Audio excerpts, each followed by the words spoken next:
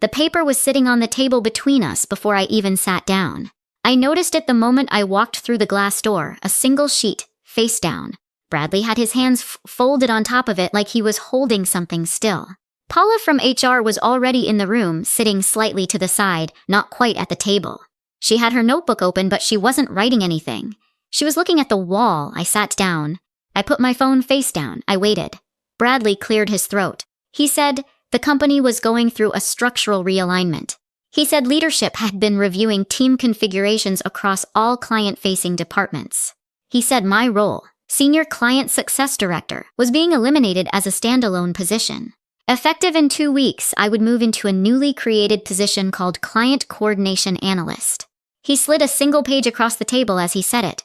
The salary listed on that page was $74,000 a year. My current salary was $110,000. I looked at the number, then I looked at Bradley.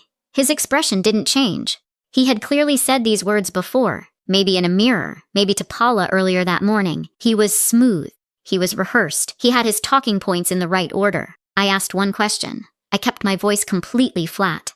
Who is taking my role? He paused. It was less than 2 seconds. But I have been reading rooms for 12 years, and 2 seconds is a long time when someone is deciding how much truth to use. He said a new hire was coming in, someone who could bring fresh perspective to the account. I let that sit for a moment. Then I said, I have managed the Harlow Industrial Group account for 4 years. I rebuilt that relationship after it nearly collapsed. I am the named contact on their contract. Their VP of Operations calls me directly when there is a problem. What exactly is the fresh perspective they are missing? Bradley said the decision had already been made at the director level. He said it gently, like it was out of his hands, like he was just the messenger. Paula still wasn't writing anything. My name is Natalie Calloway.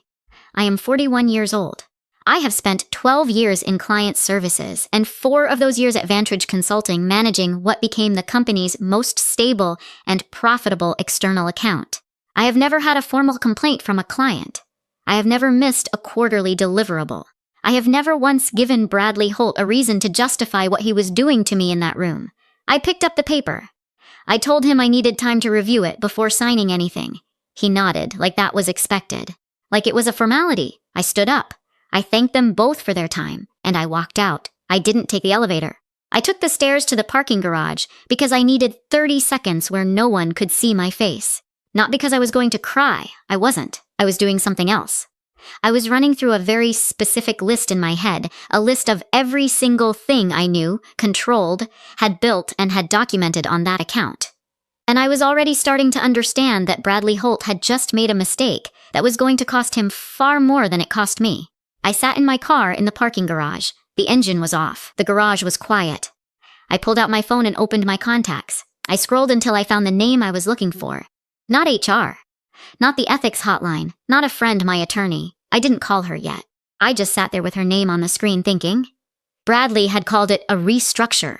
He had said the words fresh perspective. He had slid that paper across the table like it ended something. What he didn't know, what nobody in that room understood, was that I had spent 4 years becoming the most important person inside a $2.3 million contract, and not a single clause of that contract had been reviewed by anyone at Vantage in over 2 years. I was not upset. I was focused. There is a difference. I went home. I made coffee. I opened my laptop. The first thing I did was go to LinkedIn. I typed in Douglas Holt. The profile came up in seconds. There was a photo. Younger than Bradley, early 30s, easy smile. His most recent position was listed as Senior Relationship Executive at Vantage Consulting. Start date, 2 weeks ago. The role had not been publicly posted. I had never seen an internal announcement about it. I had never been asked to help onboard anyone into a relationship-facing role. 2 weeks ago.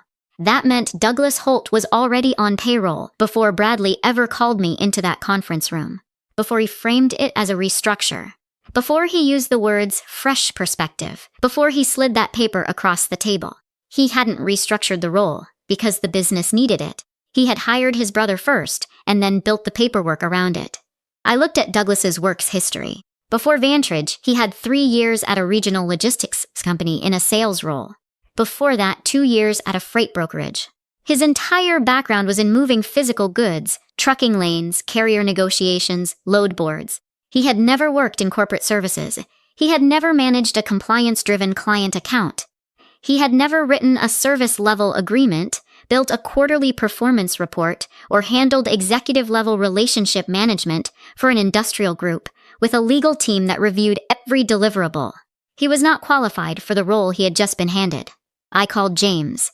James had been at Vantage for 8 years. He was quiet, careful, and still respected me enough to be honest. He confirmed what I already suspected. Douglas had been placed under Bradley's direct reporting line. No posted job description. No interview process that anyone internally was aware of. Bradley had submitted the restructure proposal to his VP weeks before officially presenting it to me, framing it as a cost optimization initiative. My salary, $110,000, was described in the internal submission as a redundant overhead cost that could be replaced with a lower-grade coordinator function. My salary was the cost. His brother was the solution. After I hung up with James, I opened a blank document and started building a list. Not an emotional list, a factual one. The master service agreement with Harlow Industrial Group. I drafted it. I sat in the room with Harlow's legal team 4 years ago when we negotiated the final terms. My name is in that document. The quarterly performance reports. I built the format from scratch. Every quarter for 4 years, I prepared and delivered them personally. Harlow's team had acknowledged receipt of every single one. The escalation protocol. The step-by-step process Harlow's operations team follows when there is a service issue. I wrote it. It lives in their internal system under my name. The relationship with Linda Marsh, Harlow's VP of Operations, that was not a company relationship. That was a personal, professional trust built over 4 years of consistent, accurate, calm handling of every issue that came across her desk. Douglas Holt didn't know any of this existed. Then I found something that made me stop. I pulled up my last formal performance review. Bradley had written it 6 months earlier. I scrolled to the summary section. There, in his own words, was this sentence. Natalie is essential to the continuity of the Harlow account, and her institutional knowledge of client expectations is irreplaceable. Essential. Irreplaceable. His words, in writing. 6 months before he tried to erase me, I took a screenshot. I created a new folder on my desktop. I named it one word, evidence. Then I dropped the screenshot into it and kept going. I have always been someone who reads the full document. Not the summary, not the highlights someone pulls out for a presentation. The full document, every clause, every defined term, every condition buried in the back section that nobody thinks will ever matter. That habit is why I still had a copy of the Harlow Industrial Group Master Service Agreement saved in 3 places: my work drive, my personal backup, and a printed copy in a folder at home that I had not opened in almost 2 years. I opened it that night. I was not looking for anything specific at first. I was just reading it the way you read something when the stakes have changed. When the words mean something different than they did before. I found what I needed on page 19, clause 7.2. It was titled, Continuity of Service Leadership. I remembered drafting the language around it 4 years ago with Harlow's legal team. At the time, it had felt like standard protective language, the kind of clause that both sides agree to without expecting it to ever come up. It came up now. The clause stated 2 things very clearly. First, any change to the designated primary relationship lead, which was defined in the agreement as me, Natalie Calloway, Senior Client Success Director, required written notification to Harlow Industrial Group no less than 60 days in advance of the change taking effect. Second, Harlow reserved the right to formally approve or reject any proposed replacement through a written response within 30 days of receiving that notice. 60 days written notice. Formal approval from the client, both required. Neither had happened. I went through my email going back 3 full months. I searched every variation I could think of. Harlow, notification, leadership change, transition, relationship lead. I checked sent items, drafts, internal memos, everything. There was nothing. Not a single communication from anyone at Vantage to Harlow Industrial Group about a leadership change. Not a letter. Not an email, not even an informal heads up. Bradley had moved his brother into the account lead role without telling the client, without asking the client, without following the contract that governed the entire relationship. I kept reading. There was a second clause that connected directly to the first. Clause 7.4 stated that a failure to maintain continuity of service leadership, as defined in the agreement, gave Harlow the right to invoke an early contract review. That review could result in modified terms, renegotiation, or in cases of material breach, early termination of the agreement. The Harlow account was worth $2.3 million annually. I knew from 4 years of sitting in budget conversations that it represented roughly 31% of Vantage's revenue from its 5 largest clients. It was not the kind of number you put at risk over a family favor, but Bradley had done exactly that. I pulled up the SLA performance records next, the service level agreement metrics I tracked and reported every single quarter. Every threshold met, every deadline hit. 4 years of clean performance, all packaged and delivered by me, all acknowledged in writing by Harlow's operations team. Douglas Holt had no idea those reports existed. He had no idea what the thresholds were, what the reporting format required, or that the next quarterly report was due in 6 weeks. He had no idea that if that report was incomplete or formatted incorrectly, it would be a contract event, not just a bad impression. I sat back and looked at what I had in front of me, a named clause that had been violated, a 60-day notice requirement that had been completely ignored, a client who had heard nothing, a replacement who was unqualified by any reasonable measure, and a performance record that made it impossible for anyone to argue the change was driven by anything other than what it actually was. I did not send a single email that night. I did not call HR. I did not call Bradley. I called Rachel Odom. Rachel is a corporate contracts attorney. I have known her for 7 years. She is not dramatic. She does not waste words. She is exactly the kind of person you want on the phone when you have just found a clause that could change everything. I told her what I had. I read her the language from clause 7.2. She was quiet for a moment. Then she said, "Send me the full agreement tonight. Don't talk to anyone at the company until we speak tomorrow." I sent it within the hour. The next morning I put on my regular work clothes, drove to the office, and sat down at my new desk. It was smaller than my old one. It was in an open plan area instead of a private office. My new title, Client Coordination Analyst, was already showing on the internal directory. Someone had updated it overnight. I said good morning to the people around me. I answered the emails that came through my new, reduced inbox. I attended the one meeting I was included in. I did not make a single comment about what had happened. I did not ask where Douglas was sitting. I did not look at Bradley's office. On the surface, I was cooperative. I was calm. I was fine. After hours, I was building a case that Bradley Holt did not know existed. I organized everything into 5 categories. I was methodical about it. Each category had its own folder, its own timeline, its own index of documents. The first folder was the performance review, Bradley's written statement that I was essential and irreplaceable to the Harlow account, dated 6 months earlier. Signed by him, the second folder was email correspondence. Every email going back 4 years in which I was named, copied, or addressed as the primary Vantage contact for Harlow Industrial Group. There were hundreds of them.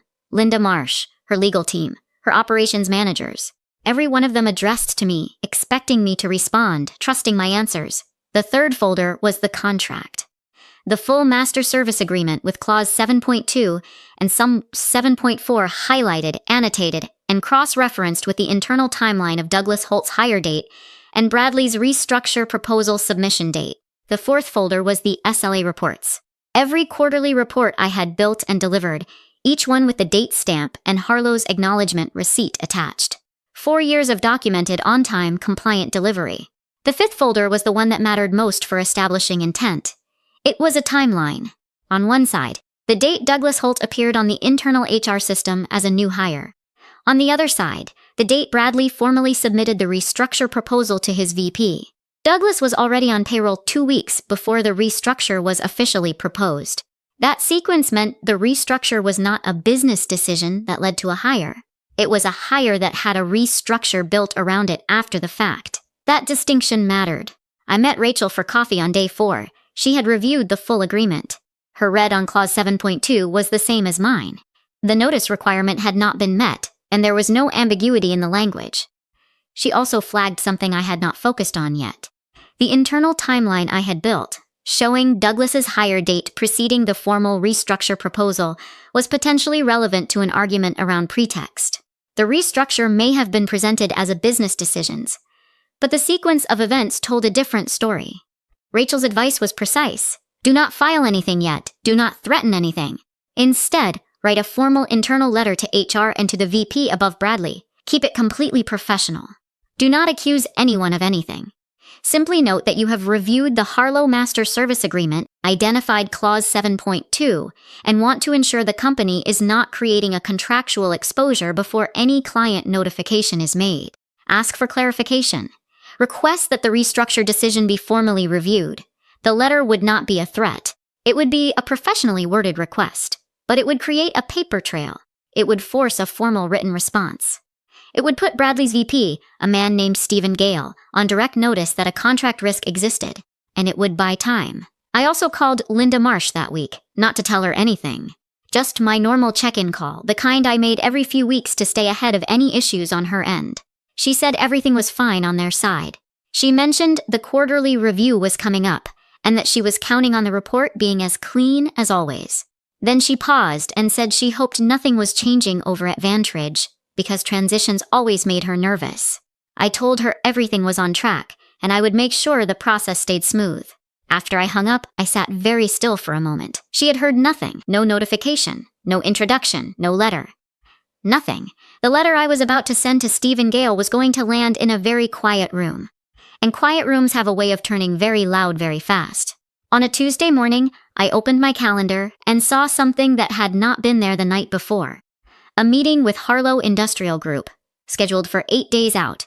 The attendee list included Bradley, Douglas Holt, listed as new account lead, and 2 people from Harlow's operations side. My name was not on it. I had not been informed. I had not been consulted. I found out the same way anyone would find out about a meeting they were deliberately excluded from. I just happened to look at the shared calendar before Bradley had a chance to restrict my access. Later that same morning, an internal memo arrived company-wide. Bradley had written it himself. It announced Douglas Holt as the new senior relationship executive overseeing the Harlow Industrial Group account, describing the move as a strategic elevation of Vantridge's client engagement model. It talked about fresh energy and renewed focus. It was written in the kind of corporate language that sounds like it means something but is actually just noise. He copied Stephen Gale on the memo. He did not copy me. He did not mention Clause 7.2. He did not mention the 60-day notice requirement. He did not mention that the client had not been formally told anything. He wrote the memo as if the transition was already complete and entirely under control. I read it once. Then I closed it and opened the letter I had been drafting for 4 days. I made 2 final edits. Then I sent it. The letter was addressed to Paula Reinhardt, HR Director, and Stephen Gale, VP of Client Operations. It was 3 paragraphs long. The first paragraph stated that I had reviewed the current master service agreement with Harlow Industrial Group as part of my own professional diligence following the recent restructure notification. The second paragraph noted that I had identified Clause 7.2, which governed changes to the designated relationship lead, and that to my knowledge, no formal written notice had been sent to Harlow as required under the agreement's 60-day notification provision. The third paragraph asked for clarification on the notification timeline before the upcoming client meeting to ensure Vantridge was not creating an unintended contractual exposure. 3 paragraphs, no accusations, no threats, completely professional. At the bottom, in the CC line, I included one name, Rachel Odom, SQ, listed as my personal legal representative. That single line changed the weight of the entire letter. Stephen Gale read it within 2 hours. I know this because James texted me that afternoon and said Gale had called Bradley into his office and the door had been closed for 40 minutes. James said Bradley came out looking like he had been asked questions he did not have answers to. That was the first crack. Meanwhile, Douglas was already moving. He had reached out to someone junior on Harlow's operations team, not Linda Marsh, not her direct reports, but someone 2 levels below her, to schedule a background call. He framed it as getting up to speed on the account before the formal introduction meeting. That call happened, and afterward the junior Harlow employee sent an internal email to his own team asking 2 questions. What were the current SLA threshold benchmarks? And did Harlow have a preferred reporting format for the quarterly reviews? He was asking questions that any properly briefed account lead would already know. Questions that had been answered in documents Natalie Calloway had produced and delivered for 4 consecutive years. Linda Marsh received that email. She forwarded it to me directly with no explanation other than one line at the top. It said, "Is everything okay over there?" I stared at that message for a long moment. Linda was not someone who sent emails casually. She was precise and deliberate. When she asked a question, she already suspected the answer. I wrote back that I was aware of some internal changes and that I was making sure the account stayed fully supported. I kept it short. I kept it neutral. But I saved that email too. It went into the evidence folder. 5 days before the Harlow introduction meeting, Stephen Gale's assistant called me. She said Gale was conducting an internal review of the Harlow account before the leadership transition proceeded, and he was requesting a comprehensive briefing document from me covering the full account history, current deliverables, and any outstanding obligations. She said he wanted it within 48 hours. I said I would have it ready. I already knew what I was going to build. I had been mentally organizing it for days. This was not going to be a quick summary. This was going to be the most complete account document anyone at Vantage had ever seen. Not because I was trying to impress anyone, but because I needed Stephen Gale to understand with absolute clarity exactly what this account required and exactly what it would mean to get it wrong. I spent 2 full days on it. The document came to 22 pages. It covered everything. The full contract history, including Clause 7.2 and Clause 7.4, with plain language explanations of what each one required. The SLA performance data for every quarter over 4 years, laid out in a clear table with the required thresholds and the actual results side by side. The escalation protocol I had built for Harlow's operations team, with a note that it was embedded in their internal system and that their staff had been trained on it. The quarterly review report structure, the exact format, the required data fields, the calculation methodology for the compliance metrics, and the delivery timeline. A calendar of all upcoming deliverables, with the next quarterly report due in 11 days. And at the end, a single section titled Account Relationship Notes, which documented the professional relationship with Linda Marsh, how long it had existed, what communication cadence she expected, and the fact that she called me directly when anything needed escalating. I sent it to Gale's assistant on the morning of the second day. I also sent a copy to Rachel so she had the full picture. What I did not know until later that week was what was happening on the other side of the building at the same time. Douglas had been assigned the quarterly report. Bradley had told him to handle it. Douglas had gone to Dana, a junior analyst who had supported me on the account for 2 years, and asked her to send him copies of the previous reports as a reference. Dana sent them. She also quietly sent me a text that just said, "He asked for your templates. Thought you should know." Douglas spent 3 days working on his version of the report. He sent it to Bradley. Bradley reviewed it and forwarded it to Gale. Gale called Bradley the same afternoon. The report was missing 7 data fields that the Harlow contract explicitly required in the quarterly submission. The SLA compliance calculations contained errors, not rounding errors, but methodology errors. The kind that come from not understanding how the thresholds were originally defined. And the format was completely different from the reports Harlow had received for 4 years. Same general topic, but different structure, different layout, different logic. If that report had gone to Linda Marsh, she would have flagged it within minutes. It would not have passed a basic review against the contract requirements. It was not a draft that needed polishing. It was a document that demonstrated, with complete clarity, that the person who wrote it did not understand the account. Gale told Bradley to fix it before it reached the client. Bradley said they would. But the Harlow introduction meeting was now 5 days away. The quarterly report deadline was in 11 days. And Douglas had already shown in a single document that he could not do what I had been doing. Then, Gale's assistant forwarded him something else. An email Linda Marsh had sent directly to Gale's office that morning. She was requesting a status call. Not with Bradley, with Gale specifically. When James told me about that email, I did not say anything. I just nodded. The walls were starting to close, and I had not raised my voice once. The status call between Linda Marsh and Stephen Gale happened on a Wednesday morning. I was not on it. I was at my smaller desk in the open plan area, answering coordination emails, doing exactly what my new reduced role required. I looked like someone who had accepted what happened to her. I looked like someone who had moved on. I found out what was said on that call through 2 sources. Gale's assistant sent me a brief written summary that afternoon. Just the key points, no commentary.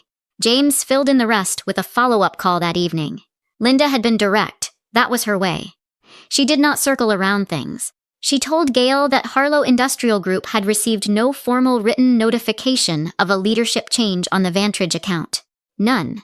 She said his legal team had reviewed the master service agreement after an internal confusion arose from a call one of her junior staff had with someone new at Vantage, someone who did not seem to know the account. Her legal team had flagged Clause 7.2 immediately, the 60-day written notice requirement, the formal approval right. She cited the clause by name on the call. That meant Linda's attorneys had read the same language I had read. They had reached the same conclusion. And now Linda was on a call with Vantage's VP telling him that her company was invoking its right to a formal contract review. She did not threaten to terminate the contract on that call, but she made her position clear. Harlow would not proceed with any quarterly review meeting and would not formally any leadership transition until they received a written response from Vantage's executive leadership addressing the notice failure directly. She said the situation, introducing an unqualified replacement without any contractual notice, while the named relationship lead was still employed by the company, raised serious questions about Vantage's commitment to the agreement. While the named lead was still employed by the company, Linda knew I was still there. She knew Bradley had not let me go. He had just tried to sideline me, and she was making it very clear that she considered that choice both confusing and unacceptable. Gale called an emergency internal meeting for the next morning. He included HR, Vantage's in-house legal counsel, Bradley, and me. I was the only one in that meeting who had been told to attend by name rather than by role. When I walked into the conference room the next morning, I had my 22-page briefing document printed and tabbed. I had the master service agreement with the relevant clauses marked. I had my evidence folder organized on my laptop.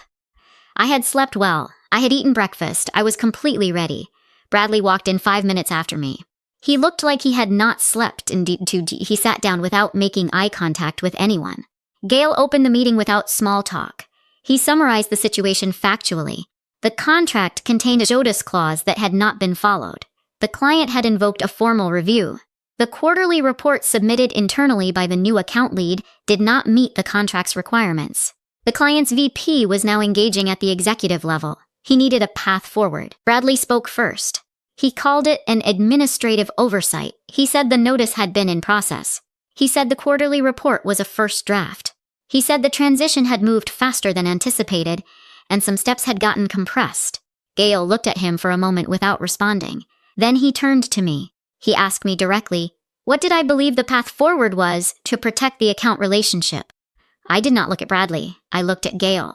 I told him that the first priority was a formal written response to Linda Marsh.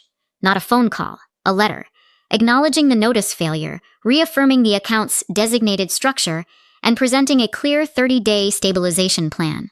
I told him the stabilization plan needed to address 3 things: the quarterly report, the contract compliance calendar for the next 2 quarters, and a direct communication to Linda confirming the relationship management framework going forward.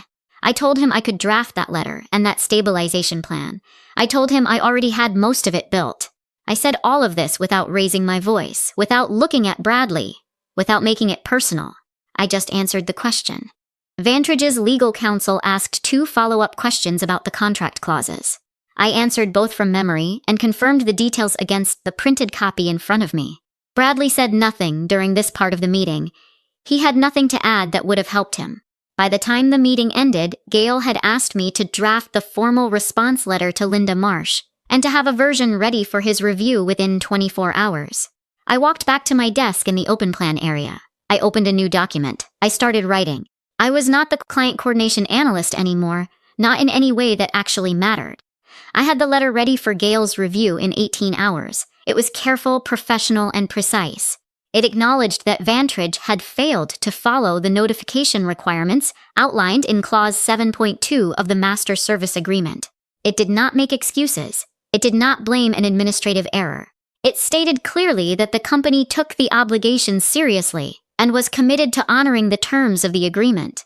It reaffirmed my name and title as the designated primary relationship lead, and it outlined a 30-day stabilization plan that I had built from scratch, covering the quarterly report delivery, the compliance calendar, a formal meeting with Linda and her operations team, and a written confirmation of the relationship management structure going forward.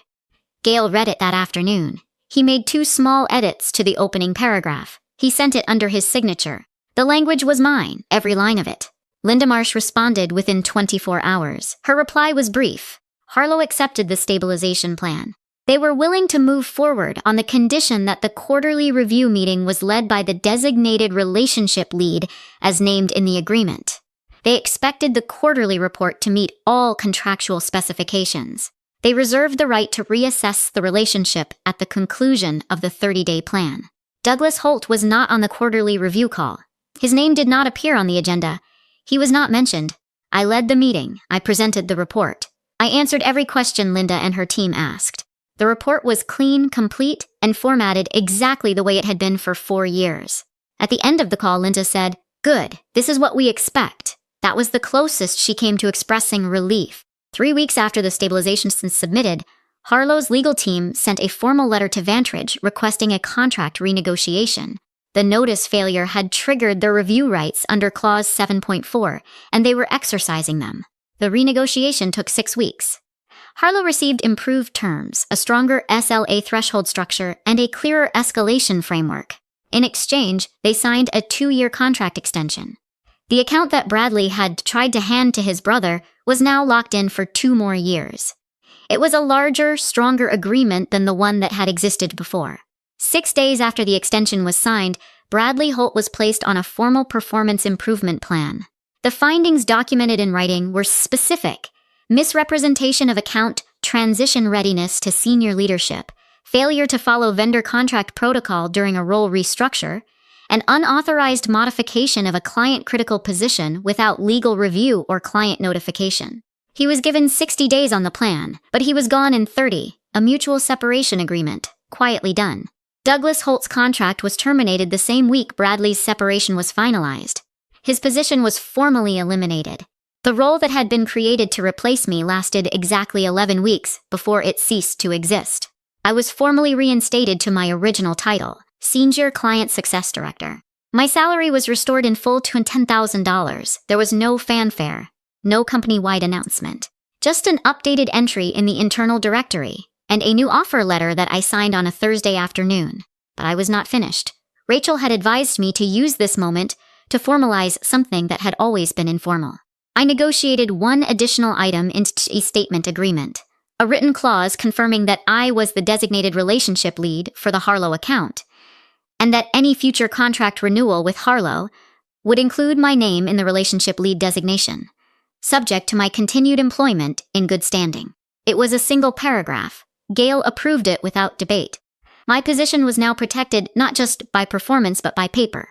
I did not celebrate. I sent Linda Marsh a professional email confirming that the quarterly deliverables were on schedule and that she could expect the next report on the standard timeline. She replied within an hour. She wrote, "Good, I knew we'd sort it out. I read that line twice." Then I closed the email and looked at my screen. The 2-year contract extension was open in another tab. My name was in the relationship lead field. The numbers were larger than they had been before any of this started. Bradley had thought replacing me was a business decision. He had used words like restructure and fresh perspective and cost optimization. He had rehearsed the conversation. He had brought HR into the room. He had slid that paper across the table like it was already over. What he never understood, what nobody in that glass-walled conference room understood, was that I was not just doing a job. I was the reason the client stayed. I was the name in the contract. I was the process behind every report, the voice on every difficult call, the reason a $2.3 million relationship had never once come close to breaking. The moment Bradley tried to erase me, he handed me everything I needed to make that impossible to ignore. He didn't lose his job because I fought him. He lost his job because he underestimated what I had built. And the moment he touched it, it showed exactly who had been holding it together all along. I was still at my desk. The same desk I had worked at for 4 years. Nothing about the room had changed. Everything else had.